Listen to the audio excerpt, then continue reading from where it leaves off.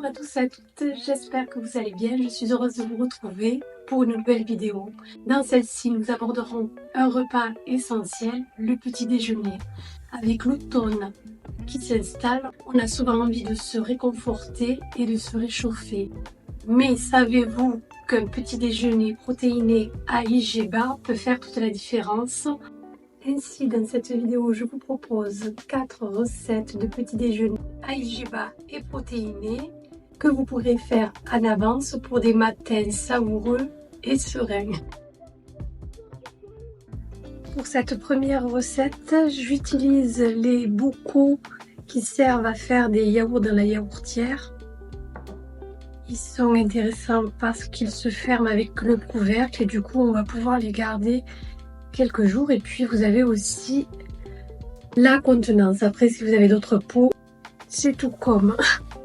Je verse dans le fond de mon pot des flocons d'avoine, des graines de chia. J'y ajoute ensuite du lait végétal. Ici, j'ai choisi du lait végétal au soja parce qu'il a une teneur en protéines beaucoup plus élevée, soit 3 grammes pour 100 ml, alors que les autres sont beaucoup moins élevés.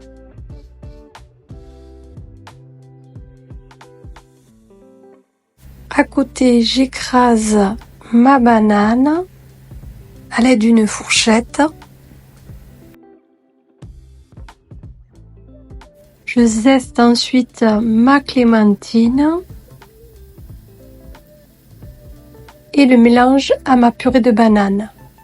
Je mélange ma préparation de façon homogène afin que toutes les saveurs se mélangent. Enfin, je laisse poser ma préparation au frais pendant quelques heures, voire toute la nuit. Une fois que ma préparation est figée, je découpe des moitiés de banane que je viens disposer contre la paroi. L'overnight est prêt, je l'ai laissé toute la nuit. Et je vais prendre un petit peu de tout comme il faut. Donc un petit peu de tout, j'ai mis des petits bouts de clémentine par-dessus, un peu de banane.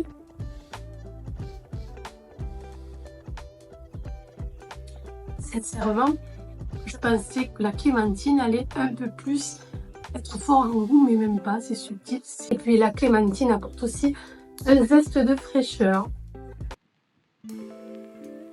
Cette deuxième recette, des muffins, on aura besoin des flocons d'avoine, de la farine d'amande, de la purée de potimarron, il m'en restait, donc j'ai souhaité faire une recette avec, 2 œufs, des graines de chia, du sel, du chocolat à 85%, mais vous pouvez prendre à 70% comme il vous conviendra. Un sucrant, moi j'avais de l'érythritol qui a un indice glycémique bas, de la levure chimique et une poire.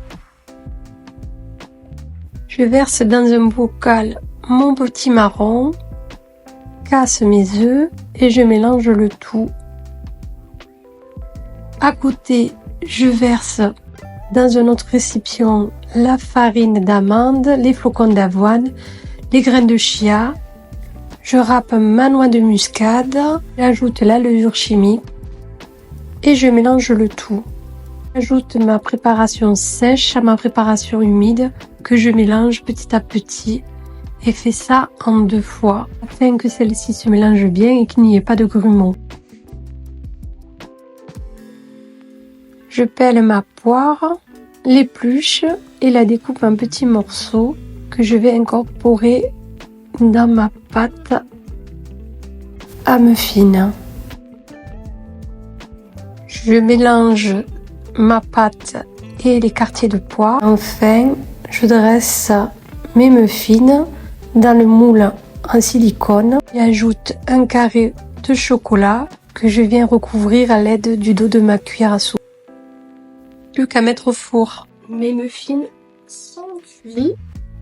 Ils ont une couleur jaune, je pense du potimarron. Et ils ont un aspect moelleux. Je pense que c'est dû à la poire qui va apporter de l'eau. Là pour le rendu, on va goûter.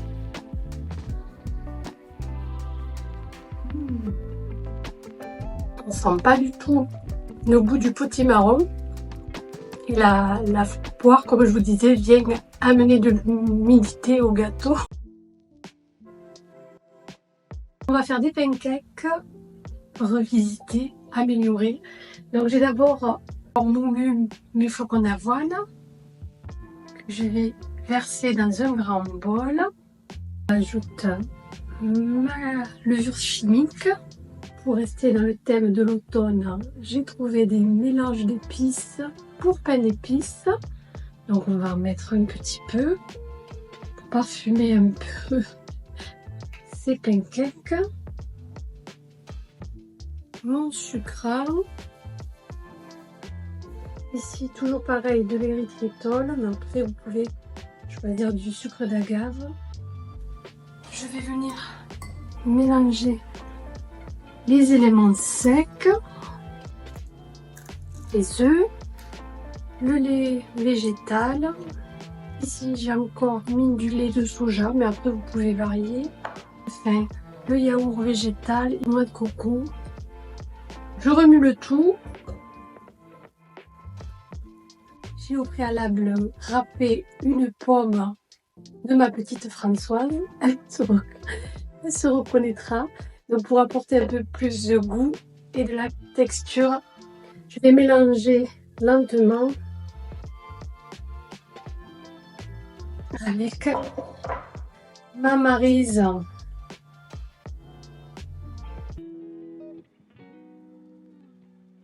En attendant que la pâte à pancake pose dans le frigo, on va commencer le granola. Donc dans un grand récipient, on va mettre des flocons d'avoine, des graines de tournesol, des graines de courge, des amandes que j'ai concassées parce que je n'avais pas d'amandes effilées, de la vanille, du sucre d'agave, une pincée de sel et enfin ce qui va faire le lien, la compote de pommes.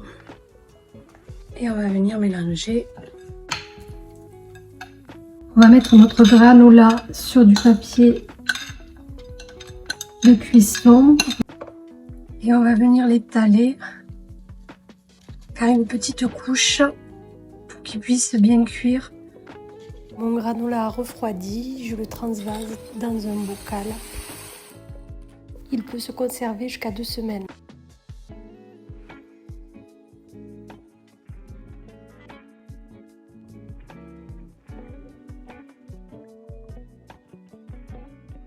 Ma pâte à pancake est enfin reposée, je peux commencer à faire mes petits pancakes sur une poêle imbibée d'huile.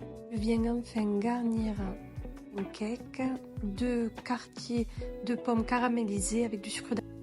Et voici mes 4 petites recettes du petit déjeuner pour alterner et pour se faire plaisir. Tout d'abord le granola, base de courge tournesol, mais aussi d'amandes.